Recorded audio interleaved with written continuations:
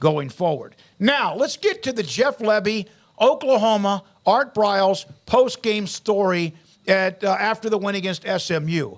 So Oklahoma won 28-11, and then all of a sudden there's a tweet that comes out that shows a picture of Art Briles in a Oklahoma shirt with a logo on it, and he was standing next to Jeff Lebby. Lebby had his family, which of course is all attached with Coach Briles, and includes a lot of former Baylor staff members.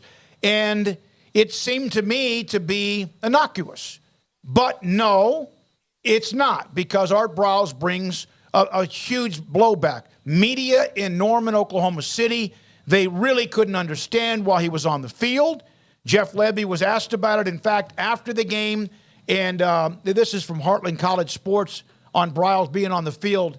And after the game, Jeff said, "That's my father-in-law. He's the grandfather to two of my children. He's family. We had family on the field." The immediate response from Brett Venables was he didn't know much about it. He didn't seem happy, kind of caught off guard. And then Oklahoma AD Joe Castiglione made the comment that we had already gone over these kind of parameters about this. I don't know what was said to Jeff Lebby about Coach Briles' existence or what he could do. I think it might have been more he doesn't need to be at practice, etc. But Lebby then had to apologize and said he apologizes because having Coach Briles on the field after the game became a distraction. Yeah, I just wonder why.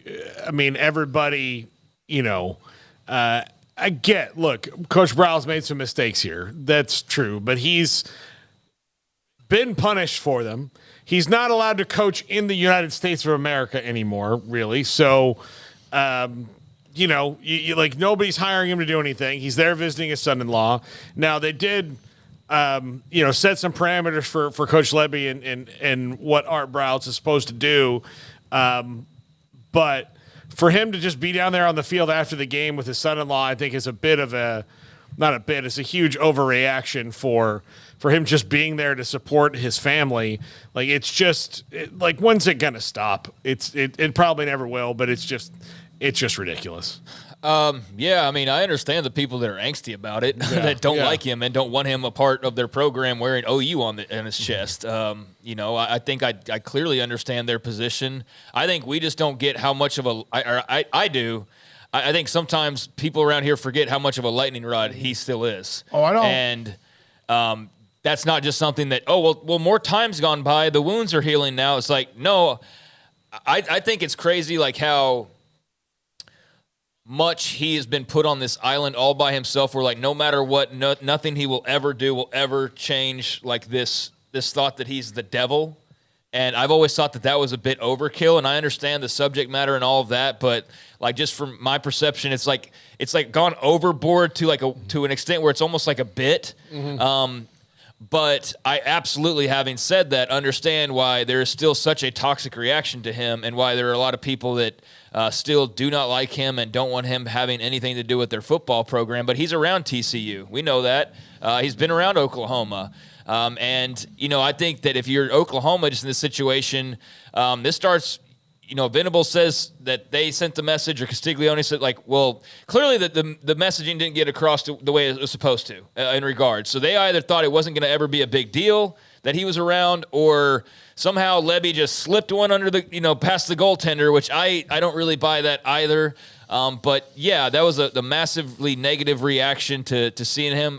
I think you just got to be smarter and kind of know who you are, and know that like being out on the field is going to cause people to go, "What the hell?" Like, if you're going to be there, be in the press box, or in the suites with the family, right?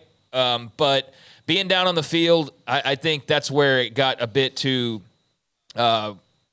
normal for people who, you understand he's a family member. I do think to think that he's never going to be around his son-in-law is silly and foolish, but not wanting him down on the field and mingling with the program following a win, I think that there's, certainly room for people to want to feel that way. But yeah, I mean, just a massive reaction over that was weird to see. Was really weird to see him in OU gear. But it's just it is crazy. Like, all the people who have done things or had whatever you want to call it, scandals or issues or whatever.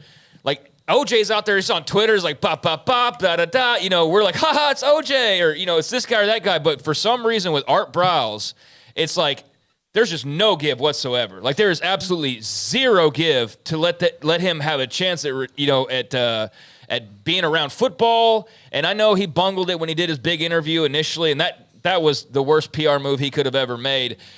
But I'm not really commenting on the situation itself, like whether that's right or wrong. It's just bizarre to me of like how he's been cast away. He's the poster more child. than anybody else I think I've ever. Like Dave Bliss is getting jobs. You know, like Dave Bliss got jobs, and Mike Tyson. it's just weird.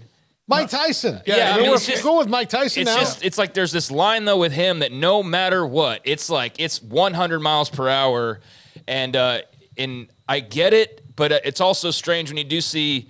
That there's a lot more leeway given to, you know, other people who have made, you know, egregious mistakes. So yeah, not condoning it in any way, not in making light of it anyway. It's just I've always found that really bizarre of how much there's just this dead set line with him and him only that just people will not refuse to believe anything other than he is Satan incarnate. And I just don't. I know that's not the case, and I don't buy that whatsoever. OU fans on our chat room, by the way, congratulations on the win. And moving forward is, you know, I think almost every one of them, and there's been multiple, said it's a non-story.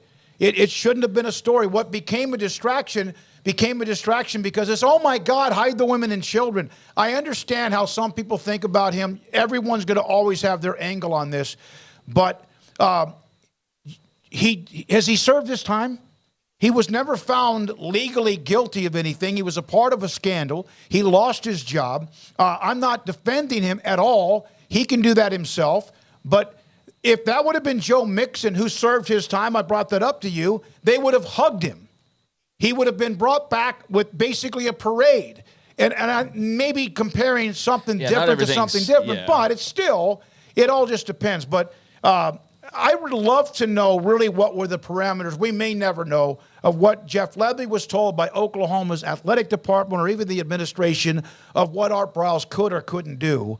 But that remains to be seen. And of course, I thought handled himself pretty well in the press conference when he kept discussing. That's my father-in-law.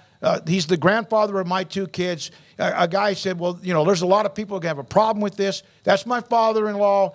That's a grandfather of my two kids. But it did become a distraction. Lebby today, you knew this was coming, then came out and said, I apologize because it became a distraction. Yeah, and I think those saying that it got blown way out of proportion, I think they're right. I mean, a guy simply being around his family, I do think to take it to this level of like the program needs to burn down basically is a little bit of an overreaction. And look, I get it, but like I said, it's amazing to me just how supercharged this one guy is compared to so many other things. And we saw it, you know, all unfold at the worst moments, and here we are. We are years down the road, and it's as supercharged as ever. It's just I don't know why it's that way with him. That's the part that I've always just not understood totally. Like I get the anger, I get all those things, but why there's like this consensus that he should basically be, you know, banished from Earth basically and never given any room to even breathe is just.